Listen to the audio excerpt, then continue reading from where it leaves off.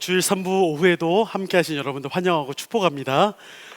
지난 시간 내용들을 좀 함께 다시 살펴보면서 오늘 해야 할 말씀도 나누도록 하겠습니다. 지난 시간 했던 내용들을 조금 복습을 한다면요, 프린트면에 보면 1번부터 4번인데 제가 1, 2, 3, 4입니다. 분열의 원인과 이유, 두 개의 나라로 갈라졌죠. 하나의 처음에는 통일 왕국을 이루었습니다. 첫 번째 왕이 사울, 두 번째 왕이 다윗이죠. 그런데 솔로몬까지는 그대로 있다가 솔로몬의 죄악으로 인해서 하나님께서 솔로몬 때는 아니고 그 다음에 두 개의 나라로 나누겠다라고 말씀하십니다. 솔로몬의 아들이 누굴까요? 르호보암, 그죠? 그리고 이제 두 개의 나라로 갈랐을 때 남왕국 남유다 가운데는 르호보암이, 그리고 북왕국 이스라엘 가운데는 여로보암이 그렇게 다스렸습니다. 그 내용이 이번 분열의 결과 가운데 북왕국에는 10개의 지파, 그리고 남왕국에는 2개의 지파, 즉 유다와 베냐민을 제외한 10개 지파는 위쪽에, 그리고 남왕국에는 2 지파만 그렇게 왕국을 이루었습니다. 북왕국의 멸망의 길, 여로보암이 북이스라엘을 잘 다스리면 좋았겠지만 그는 불안한 마음이 있었습니다. 왜냐하면 그 불안한 마음이 어떤 거였죠? 혹시 여러분 그러니까 원래 이스라엘 가운데 처음에 하나로 있을 때는 이스라엘 백성들이 모여야 할 장소가 어디였을까요? 당연히 예루살렘이겠죠. 근데 예루살렘이 북왕국과 남유다 어디 있었을까요? 남왕국에 있었습니다. 남왕국 유다 땅에 있었어요. 그러니까 북쪽을 다스렸던 여로보암의 입장에서는 절기 때마다 예루살렘에 가야 하는데, 그런데 북이스라엘의 백성들 10개 지파의 사람들이 행여나 남유다로 예루살렘으로 넘어갔다가 안 돌아오거나 아니면은 남유다의 백성들과 손을 잡고 자기를 치러 오면은 어떨까, 이런 생각이 좀 있었어요. 불안한 마음이죠. 그래서 어떻게 했냐, 북왕국 땅 2곳에 제사를 예배를 드릴 수 있도록 했습니다. PPT 한 번만 보여주실까요? 이게 잘 여러분 구분이 될지 모르겠습니다. 남유다 땅에 원래는 약간 좀 회색 빛깔인데 좀 색깔이 좀 더 있으면 좋겠지만 아무튼 있고, 그 위에 저 북이스라엘 땅의 지도는 약간 녹색빛이 좀 납니다. 그래서 남유다 빨간색으로 표시된 예루살렘이 알고 보면 거기 북이스라엘과 경계선 살짝 밑에 있습니다. 그러니까 좀만 내려오면 되는데 북이스라엘에서, 근데 북이스라엘의 여로보암이 그것을 통과를 안 시키는 거죠. 그래서 어떻게 하느냐, 북이스라엘 땅 가운데 가장 밑에라고 생각되는 베델, 그리고 북이스라엘 땅 중에 제일 북쪽이라고 생각되는 저기 위에 단, 베델과 단이란 2곳, 그러니까 알고 보면 북이스라엘의 남쪽과 북쪽이죠. 북이스라엘 땅에서 그곳 가운데 2개의 단을 쌓습니다. 단을 쌓고 그 단 위에 뭘 만듭니까? 황금 송아지. 저렇게 송아지를 만듭니다. 여러분 이 근처는 아니지만 저기 어디야, 독산동에 가면 황금 송아지가 있어요. 혹시 어딘지 아십니까? 어디냐, 우시장에 가보면 이렇게 큰 소 이렇게 해놓은 게 있더라고요. 아마도 뭐 그렇게 해놓지 않았을까라는 생각을 하게는 됩니다. 근데 황금 송아지가 여러분 원래는 전적이 있다고 제가 지난주에 한번 말씀을 드렸는데 기억나십니까? 그렇죠? 그러니까 출애굽기에 보면은 출애굽기 32장, 33장, 34장에 이스라엘 백성들이 모세가 없는 틈을 이용해서 아론을 찾아와서 우리를 애굽에서 인도해냈던 왕이 어디 있냐, 아니 왕이 아니라 그 모세가 어디 있느냐 하면서 하나님을 좀 보여달라 해가지고 아론이 너네들 가지고 있는 장신구 다 가져와 녹여서 만들었던 것이 바로 황금 송아지였죠. 그러니까 한번 전례가 있어요. 근데 황금 송아지는 알고 보면 애굽의 신이었어요. 신의 형상의 모습. 그러니까 저렇게 황금 송아지를 만든다는 만든다는 것은 하나님께서 싫어하는 우상 숭배를 그대로 가지고 가는 거죠.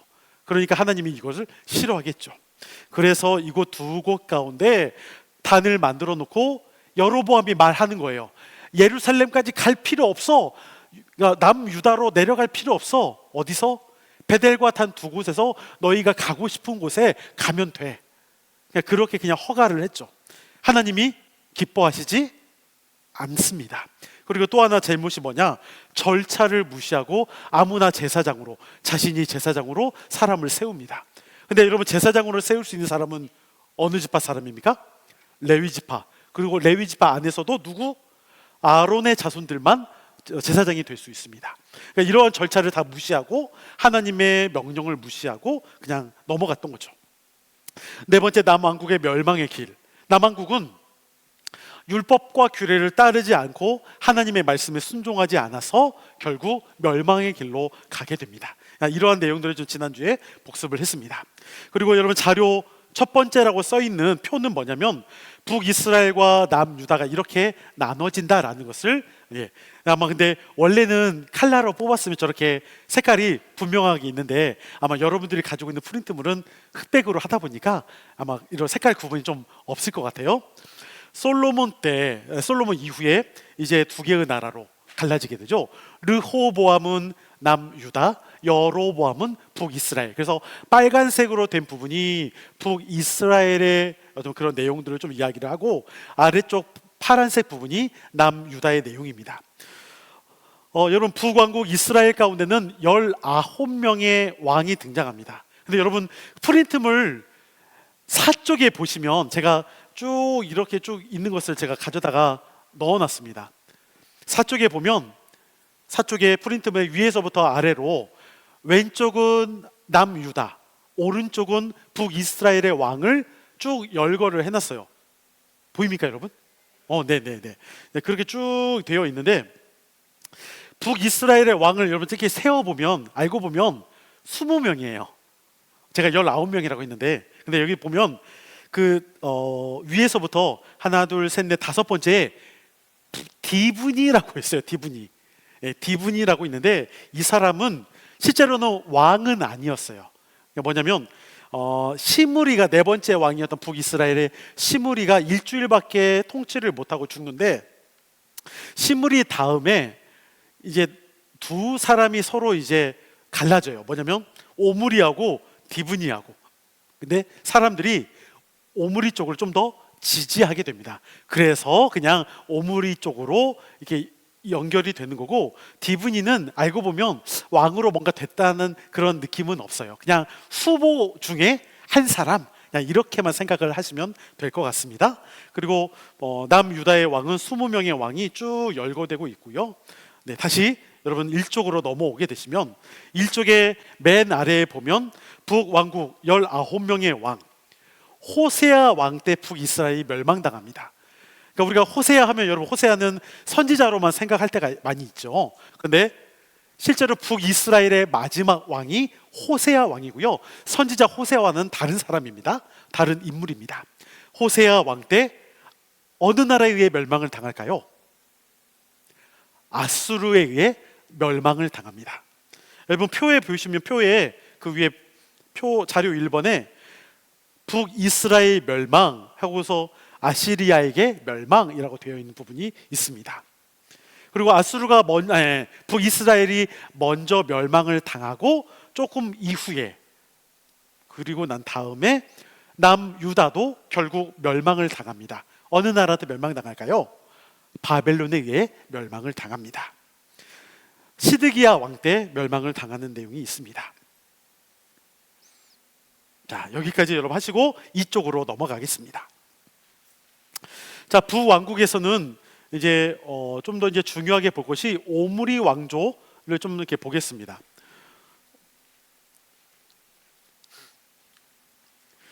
북왕국에서는 계속해서 뭐가 이어질까요?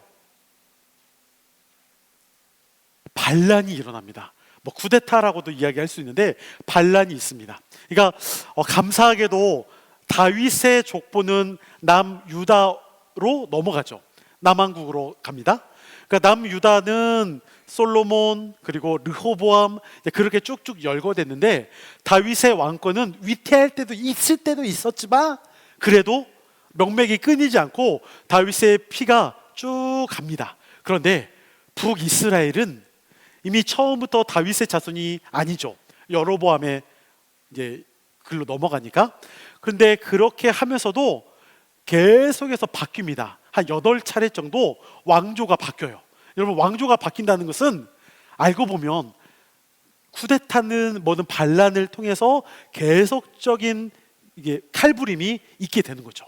그러한 일들이 있게 됩니다. 여로보암의 뒤를 이은 나답이 1년 만에 바하사에 의해 죽게 되고요. 바하사의 아들 엘라가 뒤를 잇지만 또 약 1년 만에 군대 장관 시므리의 반란에 의해 죽임을 당합니다. 하나님의 예언대로 시므리가 바하사의 온 집을 멸했지만 그 역시도 같은 장관이었던 오므리에 의해 단지 7일만 왕위를 얻게 됩니다. 그러니까 이렇게 반란이 계속 있게 됩니다. 북왕국의 번성기를 열었던 오므리 왕과 그의 아들 아합은 북왕국 이스라엘에서 빼놓을 수 없는 왕들이죠. 나라는 부강했습니다. 그렇지만 온 백성으로 하여금 이방의 우상 바알과 아세라를 음란히 섬기게 한 죄가 컸던 왕들입니다. 우리가 여러분 아합 잘 알죠? 이 아합 아버지가 오므리입니다. 그러니까 어쩌면 이 왕조가 참 엄청 악했죠. 네. 오늘 이제 그 왕조에 대해서 좀 살펴볼 텐데요. PPT 한 번만 보여주시면 북이스라엘의 왕들은 저렇게 여로보암부터 해서 마지막 호세아 왕까지 늘 한결같이 그냥 타락합니다. 죄 가운데 쭉 내려갑니다. 그리고 결국 하나님으로부터 멸망을 당하는 그러한 모습이 있게 됩니다. 북왕국의 여러분 가장 유명했던 선지자 하면 누굴까요? 엘리야. 물론 엘리사도 유명하지만 첫 번째 등장하는 선지자는 엘리야입니다. 엘리야의 이름의 뜻은 여호와가 하나님이시다라는 뜻을 갖고 있습니다. 열왕기상 17장부터 열왕기 하 2장까지의 내용이긴 한데 조금 우리 오늘은 열왕기상 22장까지의 내용을 보겠습니다. 엘리야 때 우리가 잘 아는 것처럼 3년 반 동안의 가뭄이 있게 됩니다. 우리 열왕기상 17장 1절 말씀 우리 함께 읽어보겠습니다.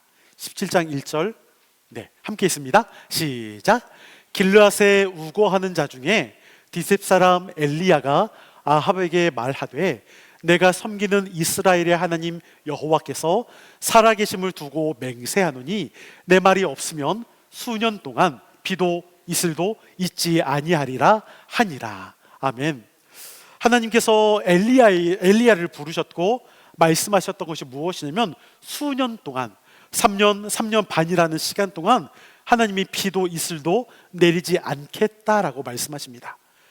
하나님이 내리지 않는다는 것은 하나님의 뭔가 뜻이 있는 것이겠죠. 그래서 그런 내용을 또 기점으로 해서 오늘 함께 프린트물을 참고해서 읽어보겠습니다. 하나님은 엘리야를 그릿 시냇가에 숨게 하셨고 아침 저녁으로 까마귀들을 통해 양식을 가져다 주셨습니다. 얼마 후에 시내가 마릅니다. 왜냐하면 3년 반을 비를 내리지 않으시니까 이제 곧 거기에 시내가 마르게 됩니다. 하나님은 다시 엘리야에게 시돈에 속한 사르밧으로 가서 거기 머물라라고 말씀하십니다. 그래서 우리가 또 잘 아는 사르밧 과부의 내용이 연결이 되겠죠. 그래서 과부를 통해 음식을 또 이제 얻게 되는 일이 있게 됩니다. 엘리야는 사르밧 과부를 찾게 되고 먹을 음식조차도 없어 죽으려고 했던 그 사르밧 과부에게서 마지막 양식을 가져오도록 했으며 그 가정을 축복해 줍니다. 옛날에는 제가 믿음이 없을 때는 이거 내용 읽으면서 아니 이제 먹고 죽으려는 사람에게 그 양식마저도 뺏어간다고 엘리야 어떻게 그럴 수 있냐고 제가 이렇게 생각한 적이 있습니다. 혹시 여러분들 그런 적 없습니까? 역시 여러분들 믿음의 대가십니다.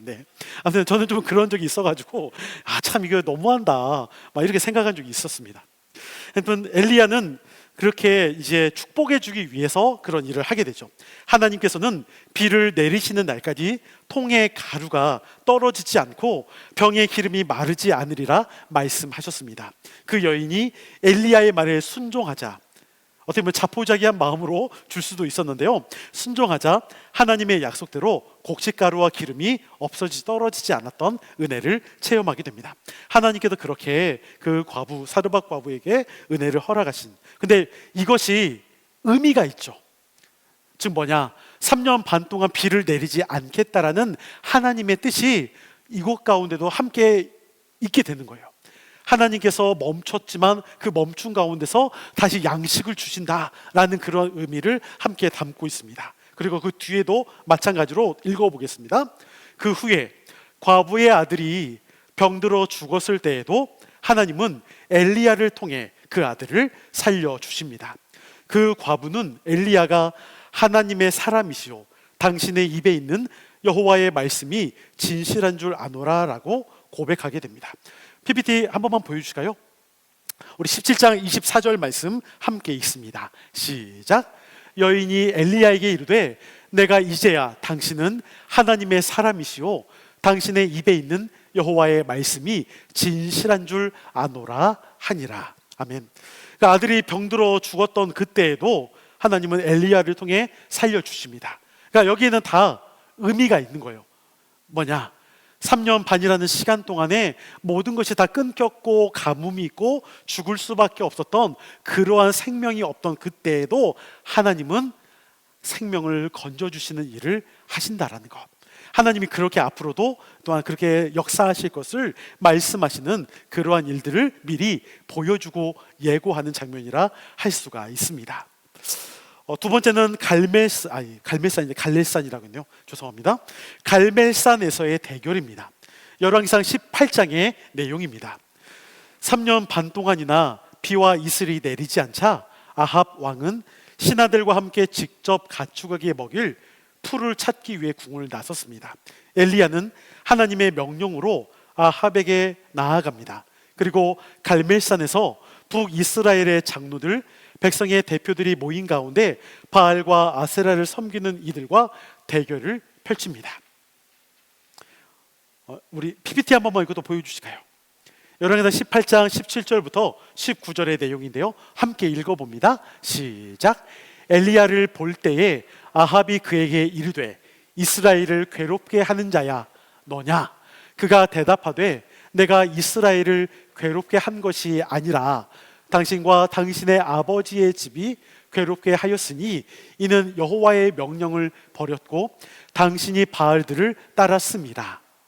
그런즉 사람을 보내 온 이스라엘과 이세벨의 상에서 먹는 바알의 선지자 450명과 아세라의 선지자 400명을 갈멜산으로 모아 내게로 나아오게 하소서. 아멘.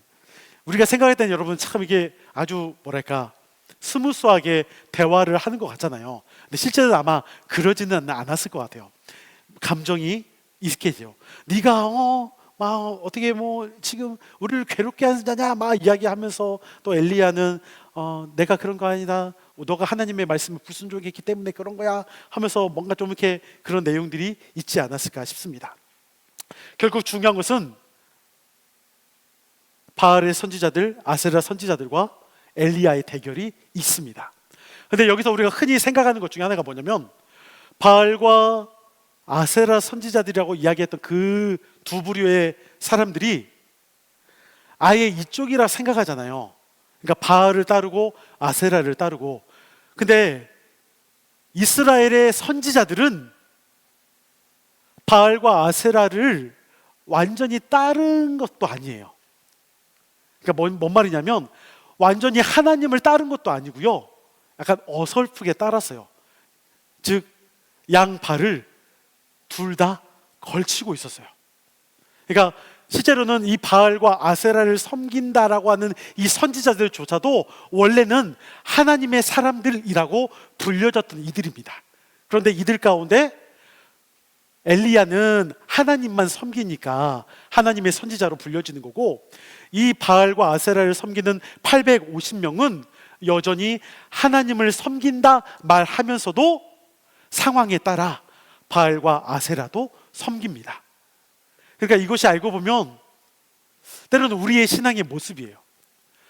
하나님을 내가 정말 믿고 따르겠다 말하면서도 때로는 세상 발을 담그면서 적절하게 이용하고 적절하게 믿고 적절하게 그냥 타협을 보면서 내가 그냥 신앙생활 할 때가 있다라면 우리의 모습도 때로는 바알과 아세라를 따르는 것 같이 그렇게 살아갈 때가 있습니다.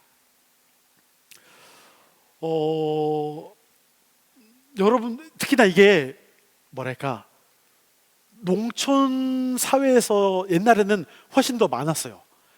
그러니까 뭐랄까 시골에 가면 어촌이나 그러니까 예수님을 분명히 믿고는 있지만 당시에 뭐랄까 그 동네 토테미즘 그러니까 그런 것과 함께 연결되어 있는 기독교의 신앙도 되게 많이 있었거든요. 제가 시골에 뭐랄까 아는 한 분은 교회는 다니고는 계세요. 기도하시죠.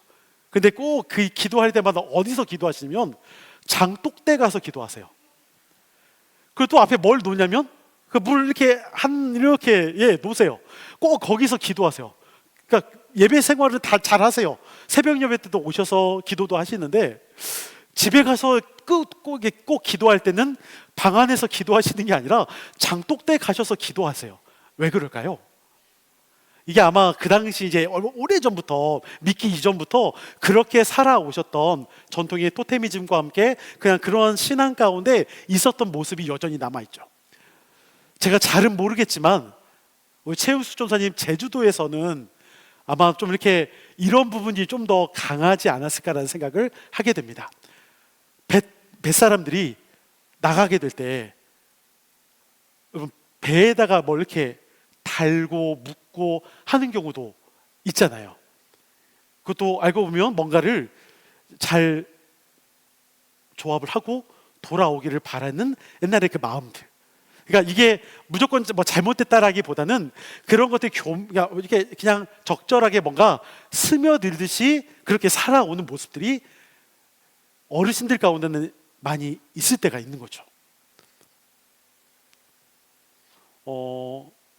저희 할머니 이야기 잠깐 하면 저희 할머니께서 나중에는 예수님을 믿으셨는데 이제 그 전에는 이렇게 남녀 호랭개교 하시면서 이렇게 뭔가 하시면서 열심히 남녀 호랭개교에서도 열심히 하셨어요. 열심히 하셨는데 또 점은 또 잘 보러 다니시더라고요.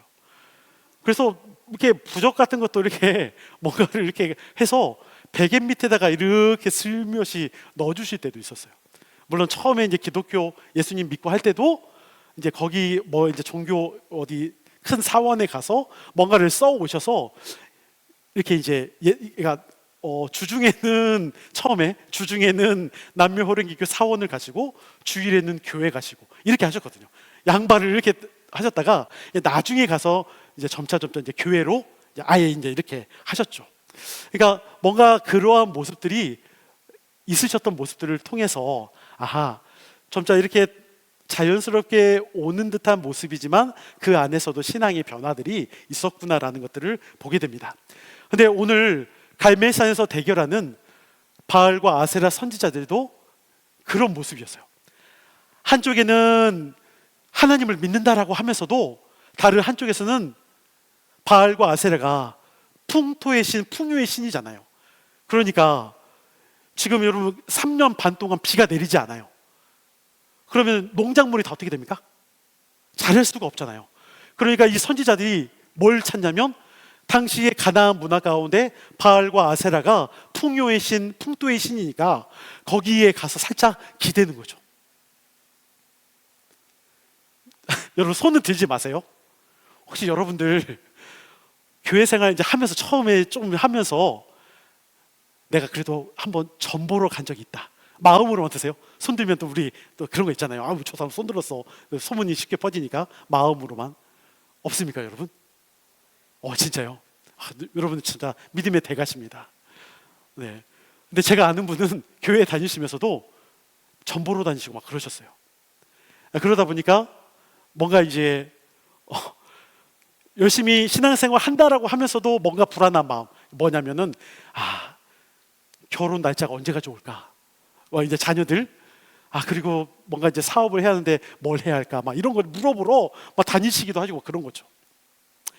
바알과 아세라를 섬겼던 당시에 이방의 사람들, 선지자들, 그들도 똑같아요. 3년 반 동안 비가 내리지 않으니까 백성들이 막 뭐라고 하겠죠. 왕이 막 쪼이겠죠. 야, 빨리 너네 좀 어떻게 해봐. 3년 반 동안 비가 안 내리는데 어떻게 할 거야. 그러니까 뭐라도 구해야 돼요. 그러니까 백성들 토테미즘처럼 남아있던 바알과 아세라 붙잡고 막 흔들면서 뭐라도 내놔라. 좀 비가 좀 와라. 이런 것들을 막 간절히 기대하는 그런 마음, 이러한 마음들이 있었던 거죠. 그래서 오늘 그것을 놓고서 하나님께서 정말 참 하나님이 참 신이 누구인가, 이것을 보여주는 장면이 바로 갈멜산에서의 대결입니다. 제가 3쪽 읽어보겠습니다. 먼저 바알 선지자들이 바알의 이름을 부르고 정오가 지나자 칼과 창으로 몸을 자해까지 했지만 아무런 응답이 없었습니다. 엘리야는 여호와의 제단을 수축하고 도랑을 만들며 물을 부어 제단으로 물이 흐르고 도랑에 가득 차게 했습니다. 그리고 하나님께 기도하자 여호와의 뭐가 내렸을까요? 불이 내려 번제물과 나무와 돌과 흙을 태우고 도랑에 물까지 훑었으며 모든 백성이 보고 여호와가 참 하나님심을 외쳤습니다. 우리 열왕기상 18장 38절 39절 말씀 우리 함께 읽어봅니다. 시작. 이에 여호와의 불이 내려서 번제물과 나무와 돌과 흙을 태우고 또 도랑에 물을 핥은지라. 모든 백성이 보고 엎드려 말하되 여호와 그는 하나님이시로다. 여호와 그는 하나님이시로다 하니. 아멘. 결과적으로 백성들의 입에서 나오는 말이 뭡니까?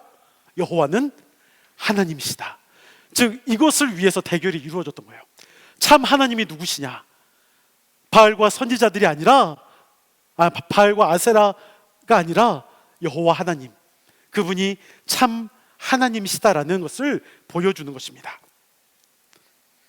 그리고 바알과 아세라 선지자 850명은 기손 시내에서 모두 죽고 엘리야가 간절히 기도하자 하나님께서 드디어 뭐를 내려주시까요?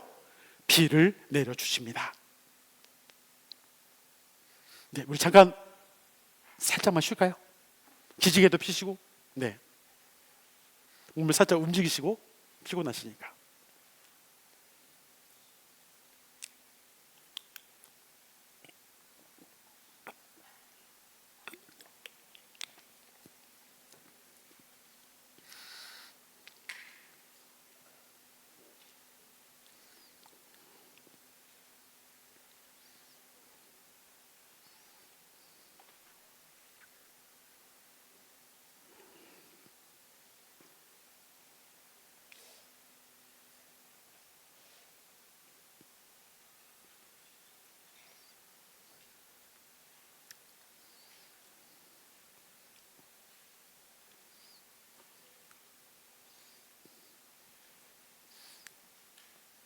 네, 우리 다시 이어서 보겠습니다. 3번입니다.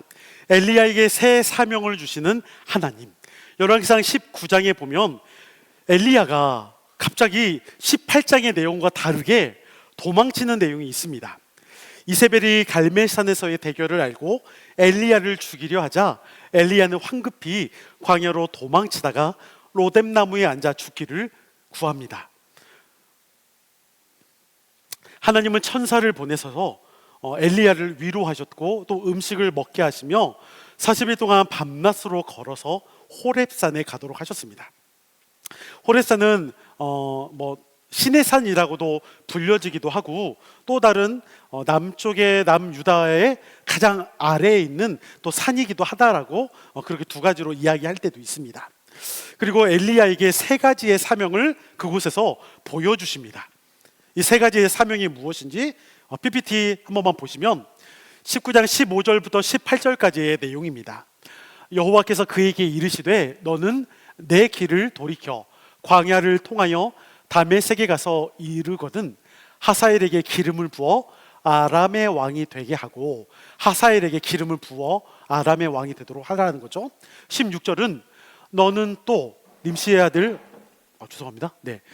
예후에게 기름을 부어 이스라엘의 왕이 되게 하고 또 아벨 무홀라 사밧의 아들 엘리사에게 기름을 부어 너를 대신하여 선지자가 되게 하라. 즉 엘리사를 기름 부어라 라는 내용이 볼 수 있습니다.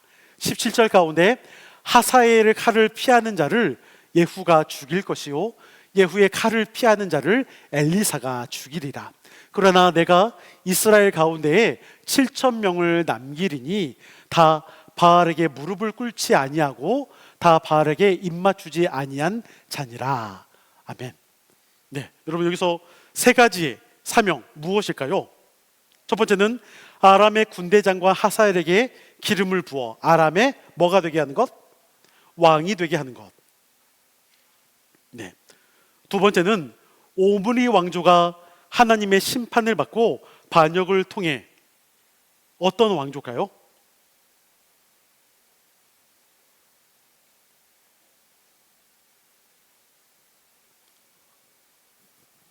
네. 예후 왕조가 탄생하게 되는 것을 이야기합니다. 그리고 세 번째는 누구에게 기름을 부어? 엘리사에게 기름을 부어 엘리야의 후계자가 되게 하라는 것이죠. 그렇게 세 가지의 사명을 줍니다.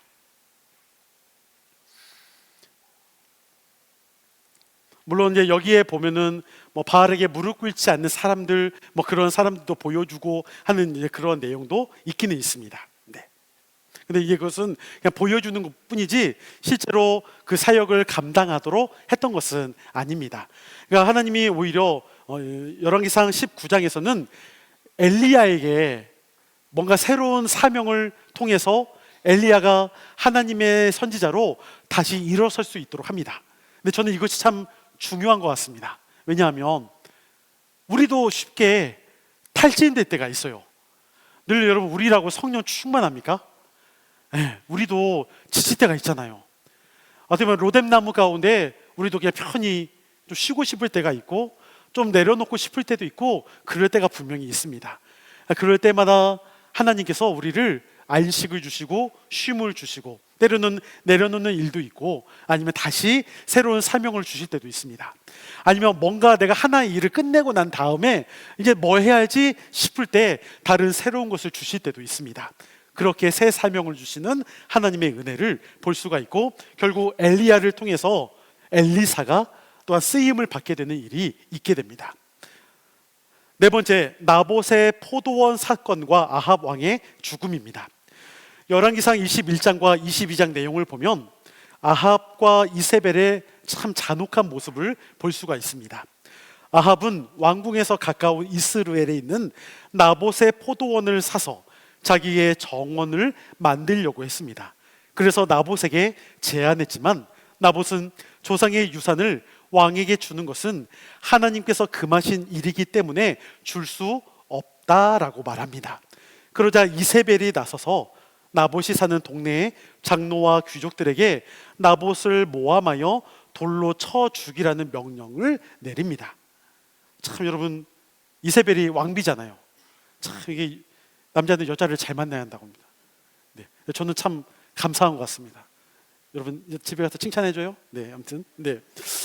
그러니까 여러분 참 어떻게 보면 그러한 일들을 통해서 어떻게 보면 한 나라의 왕이 타락의 길을 가게 되는 그러한 일이 있게 되는 모습이 있습니다. 결국 이러한 모습들은 엘리야가 이걸 듣고서 이제 예언하게 되는 내용이 있죠. 이에 엘리야는 결국 나봇을 죽였고 아합은 나봇이 죽었다는 소식을 듣고 포도원을 차지하기 위해 그곳을 찾습니다. 이에 엘리야는 아합과 이세벨에게 하나님의 심판을 예언합니다. 이 심판이 무엇입니까? 열왕기상 21장 19절과 23절인데요. 우리 19절 함께 있습니다. 시작. 너는 그에게 말하여 이르기를 여호와의 말씀이 내가 죽이고 또 빼앗았느냐 하셨도다 하고 또 그에게 이르기를 여호와의 말씀이 개들이 나봇의 피를 핥은 곳에서 개들이 내 피 곧 내 몸의 피도 핥으리라 하였다 하라. 아멘. 23절입니다. 이세벨에게 대하여도 여호와께서 말씀하여 이르시되 개들이 이스라엘 성읍 곁에서 이세벨을 먹을지라. 아멘. 결국 아합과 이세벨이 죽고 그 말로가 어떻게 되냐면 그 개가 그 피를 핥을 정도, 어쩌면 이건 참 잔혹하면서도 멸시에 가까운 내용이죠. 즉 왕이 그 왕의 무덤 가운데 묻히지 않는 것도 수치인데, 그런데 살인을 당하고 개의 먹이가 되고 개가 핥는다는 것은 엄청난 수치스러움입니다. 그런데 그렇게 수치스러움을 당할 수밖에 없는 이유를 나봇의 포도원을 통해 우리 또한 알 수밖에 없는 것이겠죠. 근데 실제로 이러한 뒤의 내용이 이제 아합이 죽게 되는 과정이 그 뒤에 있게 됩니다. 이는 열왕기상 22장과 역대하 18장의 내용을 그냥 줄인 겁니다. 아합은 남유다 왕 여호사밧과 연합하여 아람과 전쟁을 일으킵니다. 여호사밧과 사돈지간이에요. 그래서 서로 같이 힘을 합쳐서 아람을 무찌르자, 이렇게 서로 협력을 합니다.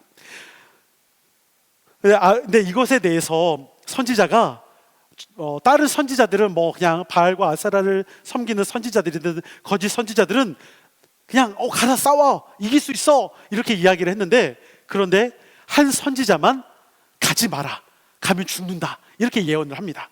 그런데 진짜 어떻게 되냐, 아람 병사 하나가 이거 전에 싸우게 됐는데 뭔가 이 아합이 기분이 좀 안 좋아요. 왜냐하면 자기가 죽는다고 하니까. 그러니까 자기 왕복을 병사고 이렇게 병사 옷으로 바꿔 있습니다. 그리고 자기 옷은 여호사밧에게 줍니다.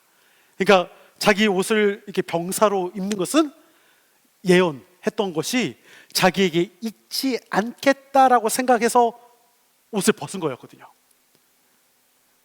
여러분, 실제로 전쟁이 터지면 누구부터 죽이려고 하겠어요? 왕부터. 그러니까 자기 왕복을 벗은 거예요. 병사 옷을 입고 병사처럼 행동을 하는 거죠. 근데 그렇고 오히려 자기 옷은 여호사밧에게 줍니다. 그러니까 그러한 상황이 있는 상황에서 아람 병사 하나가 뭐라고 표현하냐면 열왕기상 22장 34절에 무심코 활을 당겨 쐈는데 그게 누구에게 맞았다? 아합에게 맞았어요. 그것도 어디에 맞았냐면 갑옷과 갑옷 사이에 이음새가 이렇게 살짝 좀 이렇게 있거나 갑옷으로 완전하게 무장되지 않은 부분, 거기에 맞았습니다. 그래가지고 이음새를 뚫고 들어가서 병거를 타고 있던 아합은 전투가 격렬하게 진행되는 그때에 빠져나가지 못하고 피를 많이 흘려 저녁 때가 되어 죽었습니다. 아합 왕의 시체를 사마리아에서 장사하고 왕의 병거를 못에 가서 씻었는데 개들이 와서 그 피를 핥았습니다. 예언대로 이루어졌던 거죠. 그러니까 이러한 내용들을 통해서 우리가 알 수 있는 건 뭐냐? 참 선지자의 하나님의 말씀을 듣고 하나님의 뜻에 따라야 하는데, 그런데 자신의 욕심대로 그것을 하고 또한 죄악 가운데 있었던 그에게 하나님은 결국 심판을 또한 말씀하고 있는 것들을 볼 수가 있죠. 우리도 물론 우리가 이렇게 심판을 당한다 이런 의미로서가 아니라 과연 우리도 누구를 의지하며 살아가느냐가 참 중요한 것 같습니다. 참 악했던 왕비 아합과 이세벨, 어쩌면 북이스라엘 땅에서 이들이 어쩌면 계속해서 죄악의 길 가운데 가도록 인도했던 일이 너무나 많았던 거죠. 하나님을 정말 따랐더라면, 하나님의 말씀에 정말 순종했던 왕과 왕비였더라면 어땠을까? 그런데 이들이 여전히 죄악의 길 가운데 가니까 결국 그 안에 있는 백성들이 힘들어져요. 이러한 부분들을 통해서 물론 저 스스로 가운데 좀 더 목회자가 또 얼마나 그 역할을 감당하는 것이 참 중요하구나라는 것도 배우게 되고, 저는 오늘 재직 헌신 예배 가운데 있는 여러분들도 마찬가지인 것 같습니다. 각자 우리에게 주어진 직분의 그 일을 감당함에 있어서 우리의 가정과 때로는 기관과 목장 안에서 정말 우리에게 주어지는 그 사명을, 예수님이 우리의 왕 되시고 주인 되심을 믿고 그분께만 우리가 온전히 순종할 때 저와 여러분들을 통해서의 그 역할이 제대로 감당되어질 수 있지 않을까 싶습니다. 내가 내 의지와 내 뜻대로 내 욕심대로 그것을 한다라면 그 안에서 오히려 하나님의 심판이 잘못된 일들을 통해서 오히려 많은 백성들이 큰 일을 당했던 것처럼 그러한 잘못된 일이 빠질 수도 있습니다. 이런 부분들을 좀 우리가 생각하면 좋을 것 같습니다.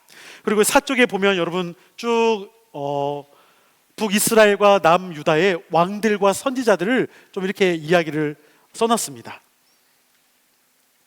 네. 한 눈으로 좀 이렇게 볼 수 있으면 좋겠다 싶어서 그렇게 써놓은 거고요. 이제 역사서와 예언서 이런 것들도 이런 내용으로 조금 연결되어 있고 어느 왕 때, 어느 선지자 때 이러한 말씀이 있구나라는 것도 함께 좀 이렇게 보면 좋을 것 같아서 그렇게 여러분들에게 자료를 함께 나눕니다. 이런 것들이 혹시나 말씀을 읽으면서 좀 도움이 되면 좋겠습니다. 질문 있을까요? 네. 질문이 이제 없는 게 하나의 뭔가 이렇게 확정이 되어져서 참 이게 감사해야 하는 건지 아무튼 저를 생각해서 해주시는 건지 그렇네요. 자, 기도하겠습니다.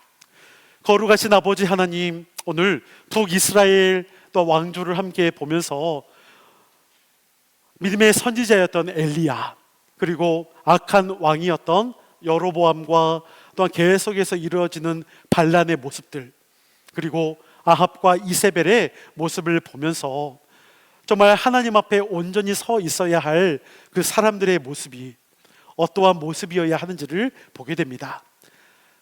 자신의 뜻대로 또한 살아가려고 했던 어리석은 모습이 아니라 하나님의 뜻 가운데 살아가야 하는 것이 얼마나 중요한지, 그리고 하나님의 뜻 안에서 우리에게 주어지는 일을 감당하며 살아가는 것, 오늘 재직 헌신 예배와 함께 우리가 각자의 삶의 자리에서 우리에게 맡겨진 귀한 일들을 감당하며 살아갈 수 있도록 힘과 능력을 허락하여 주시옵소서. 한 주간의 우리의 삶도 주께 더 선하게 이끌어 주시기를 간절히 소망합니다.